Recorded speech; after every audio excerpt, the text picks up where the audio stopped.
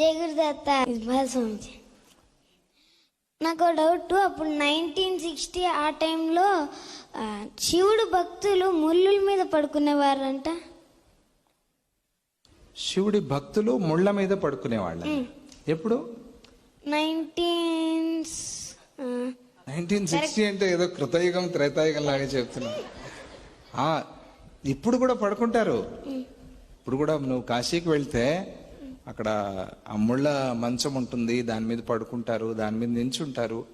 అదంతా వాళ్ళని కంట్రోల్ చేసుకోవడానికి నాన్న. వాళ్ళు కదలకుండా అట్లా. ఇప్పుడు కదలద్దు, కూర్చో, చదువు అంటుంది అమ్మ. నిన్ను కూర్చుంటావు, చదువుతావు కదా. అప్పుడు ఏం చెప్పాలి నీకు? నువ్వు కదలకుండా కూర్చుంటే నీకు చాక్లెట్ ఇస్తాను అని చెప్తుంది.